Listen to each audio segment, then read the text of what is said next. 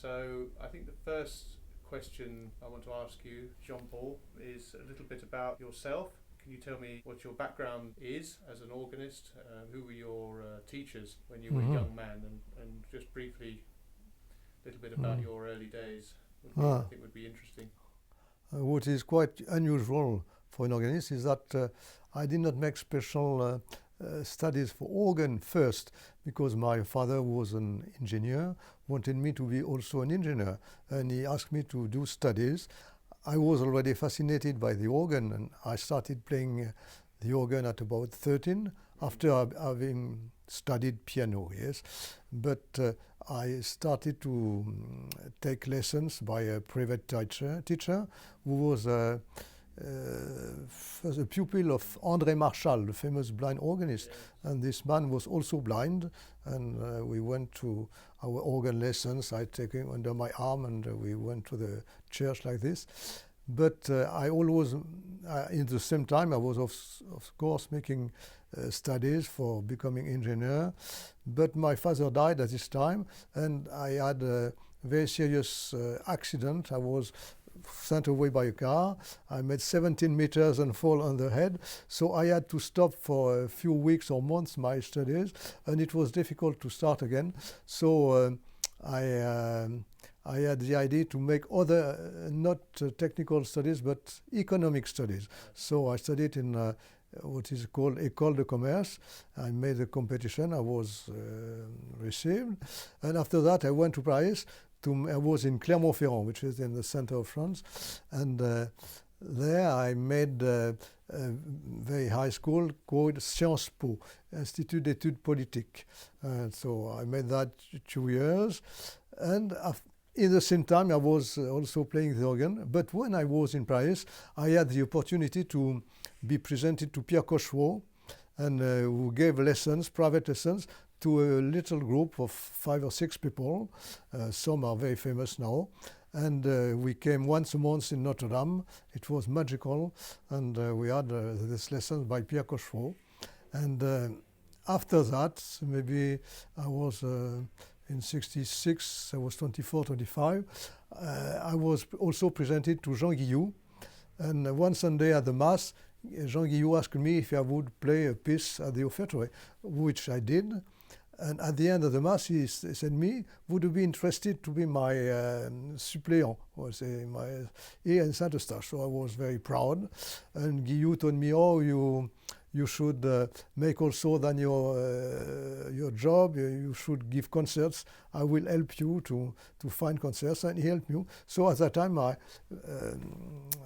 stopped all the other activities I had, which of course was more better for earning money, but I continued to, and I started to teach first at the Schola Cantorum, where I became professor, and also to give concerts and to play regularly at Saint-Eustache, where I had to play twice a month about. And so it started in this way, which is quite unusual for an organist. Obviously, you were very close to Jean Guillou. Yeah, at that time, yes.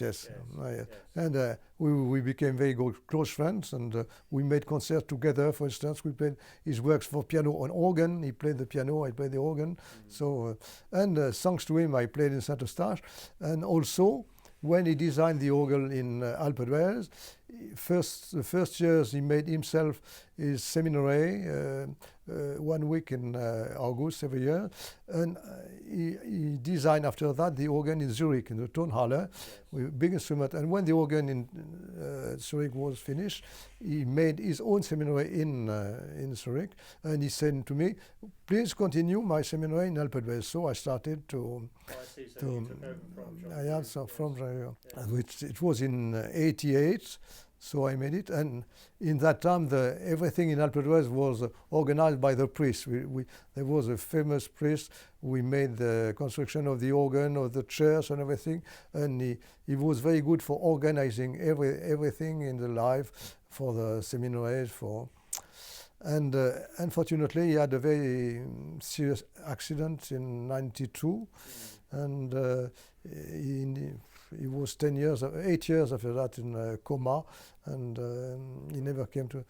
So there were 3 associations with 3 presidents, and they decided to ask me to be the manager for concerts and everything.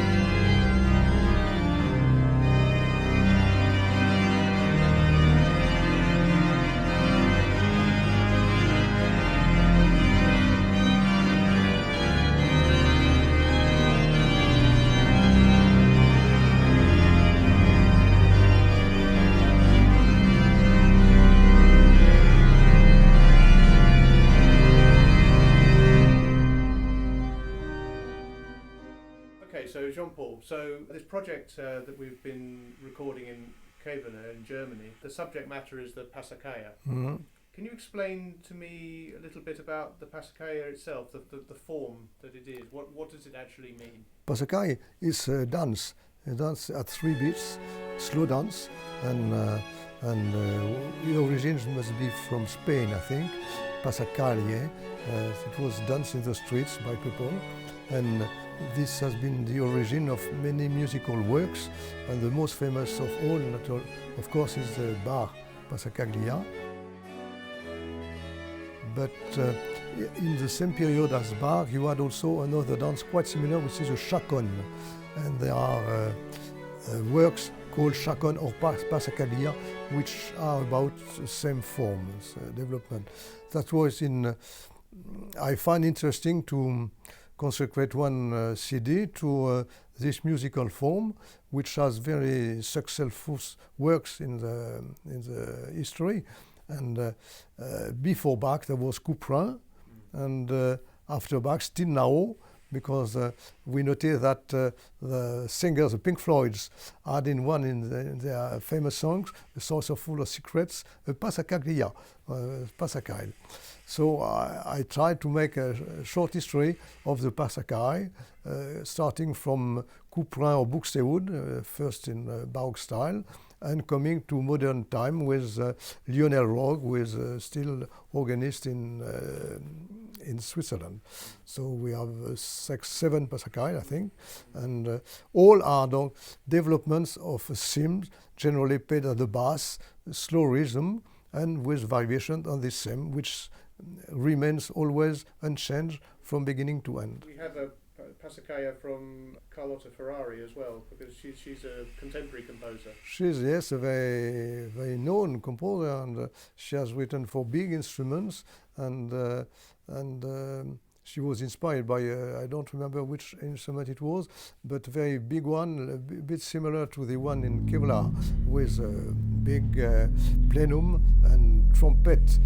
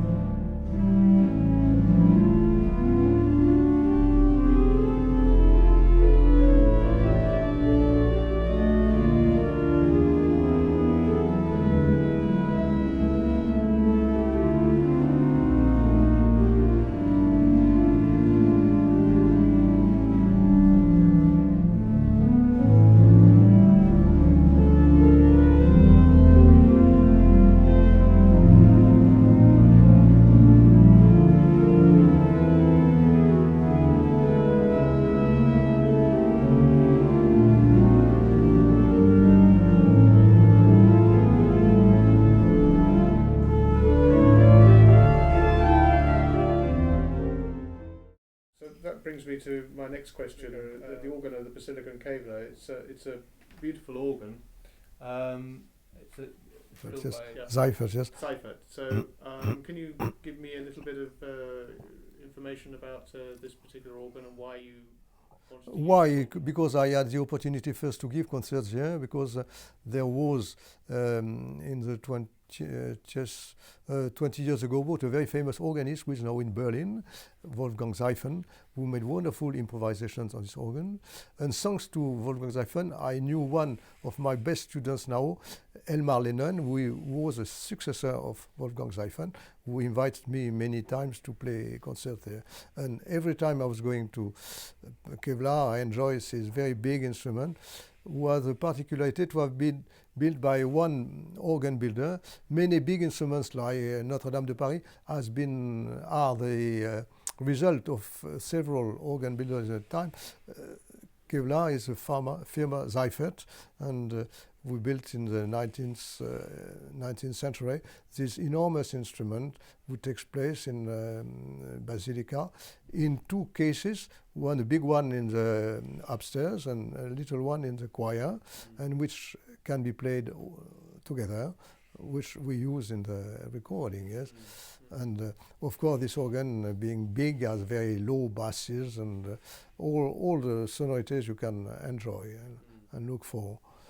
Yes, we made good use of that in Virgil Fox's Thomas Untitled. Yes, Virgil Fox was also, he played of course on many organs, but he played in very big American instruments, and he played in a very orchestral way, yes, like the conductor and componist Stokowski, who made arrangement from bar works, and Virgil Fox made the same with some chorales, which are a simple line of melody, but he made big chords with the big orchestrations and big crescendo, decrescendos, and using all the possibilities of such an organ.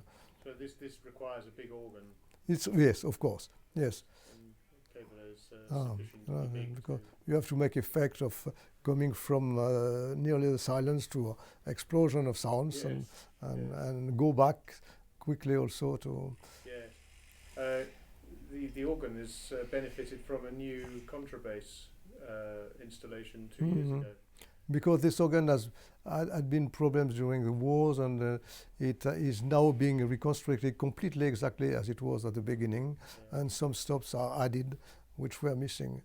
Of course, there are so many stops that you do not notice if one or two are missing. Actually, a question you can tell me now, actually, is because Jean Guillou passed away recently, and you're going to be doing a tribute to Jean Guillou at some point. Yes, I think as I organize concerts in Alpe d'Huez, yes, we during our concert of next year in 2020, we will make at each concert a tribute to Jean Guillou. All the organists invited have accepted to play one of his works or one of his transcriptions, because he made a lot of transcription from orchestral works for organ. But we received many organists who are very brilliant, and some of them were very close to Jean Guillou. So it will be, I will play myself because I have studied with him also, and I will be proud to play one of his works or transcriptions. He has a very big work for organ, and not only organ, piano, organ, and voice, organ and flute, organ and orchestra, and the work of Jean Guillou is very, very important. Okay. So it's been my pleasure again to work with Jean-Paul on this second recording with him. We did an earlier recording in Caen 2 years ago to this day, actually, that we produced this, and now we have the pleasure of a new recording in a magnificent basilica in Kevela in Germany. And so please watch this space for news of the organ recording release. We will let you know as soon as it's out. Thank you very much. Goodbye.